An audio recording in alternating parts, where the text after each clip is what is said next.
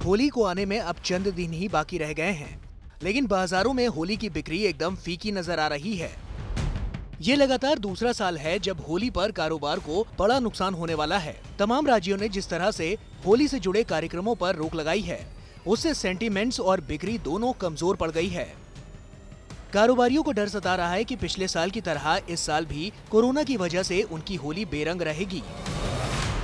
वो कोरोना के हिसाब से सब बंद रहा है, तो अभी धंधे पे उसकी असर पड़ेगी। छोटे वो व्यापारी क्या करेंगे? अभी माल ले लिया है तो अभी बेचने का कहाँ से?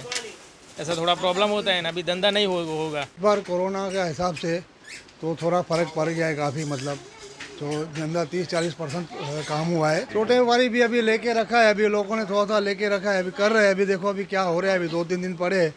बाकी इस टाइम पे तो बहुत मतलब मंदा चल रहा है। अभी लोगों में डर पैदा हो गया है, क्योंकि सामने वाले गरीब हमारे यहाँ क्या गरीब लोगों की गिराकी है। सामने वाला 2-5 हज़ार का ले जाएगा बेचारा, ठिये पे ठेले पे लगा के बेचेगा, कोई रोड पे, कोई हाट बाजार में।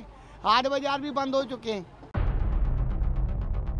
इस बार होली पर जो थोड़ी बहुत रौनक बाजारों में दिखाई देनी शुरू हुई थी, वो कोरोना की दूसरी लहर के साये के तले दबकर फीकी पड़ गई है। दरअसल अनुमानों के मुताबिक होली पर देश भर में 25,000 करोड़ रुपए का कारोबार होता है। इसमें केवल दिल्ली में ही 1,500 करोड़ रुपए का बिजनेस होता है। लेकिन इस बार होली पर बिक्री में भारी कमी आई है और बाजार सुनसान पड़े हैं। दिल्ली के सदर बाजार में पिचकारी की बिक्री 75% तक लुढ़क गई है।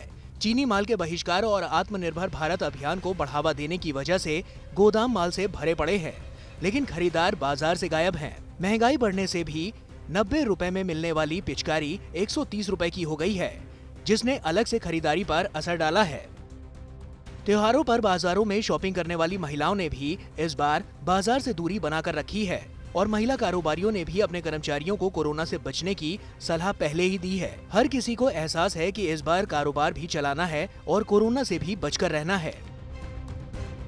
जो छोटे व्यवसाय होते हैं इन दिनों त्योहार पर, जिनको उम्मीदें होती हैं कि हम इतना कमा सकते हैं या हम इतना, जिनकी जो बेरोजगार होते हैं या उनकी रोजगारी उससे चलती है, उनको नुकसान हो रहा है। उसके लिए हमें कुछ सोचना चाहिए और मैं सरकार से भी यही चाहती हूँ कि इस पे थोड़ा सा पाबंदी लाकर और कोरोना के उस पे करके थोड़ा बिजनेस पे भी ध्यान देना चाहिए कि जिससे कि कारोबार कर सकें और सबकी समस्या का हल हो सके। जैसे ही सरकार ने इसकी रोकाबंदी की है कि भाई सभी 5 से ज़्यादा इकट्ठे नहीं हो सकते, तो काफ़ी लोगों के अंदर मायूसी भी है कि एक होली का त्यौहार ऐसा त्यौहार है जो कि पिछले साल भी हमारा ऐसे ही मना था और कम से कम इस साल दिवाली ऐसे निकली थी, तो इस साल ये सोच रहे थे ये होली का त्यौहार बड़ी खुशियों के साथ जाएगा और आगे हमारा कारोबार भी अच्छा चलेगा। लेकिन इन चीज़ों को देखते हुए हमारे सभी व्यापारी भाइयों के ऊपर बहुत असर पड़ा है इसका। होली के करीब आते ही सार्वजनिक आयोजनों पर पाबंदी लगने से बड़े ऑर्डर भी कैंसिल होना शुरू हो गए हैं। रंग गुलाल बेचने वालों का कहना है कि केवल सरकार की तरफ से लगाई गई पाबंदी की वजह से ही नहीं, बल्कि संक्रमण के बढ़ते खतरे की वजह से भी लोग इस बार होली मनाने में ज्यादा दिलचस्पी नहीं ले रहे।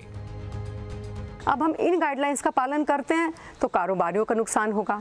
पिछले साल मार्च में ही लॉकडाउन स्टार्ट हुआ तो तभी भी कारोबारियों का बहुत नुकसान हुआ, स्पेशली उन कारोबारियों का जो पूरे साल होली को ध्यान में रखकर अपनी तैयारियां करते हैं। इस साल फिर वैसा ही होगा, लेकिन जान है तो जहान है और उम्मीद पे दुनिया कायम है। इसलिए हमें लगता है हमें सेफ होली मनाने के लिए वही करना चाहिए जो हम घर पे रहकर कर सकते हैं, जिससे समाज सुरक्षित रहे और अगले साल की होली हम बहुत धूमधाम से मना पाएं। इस बैन से व्यापारियों की टेंशन कई गुना बढ़ गई है। होली के सामान का व्यापार करने वाले व्यापारियों के यहाँ स्टॉक का अंबार लगा हुआ है, लेकिन अब बिक्री में भारी गिरावट की आशंका के बीच स्टॉक निकाल पाना नामुमकिन हो गया है।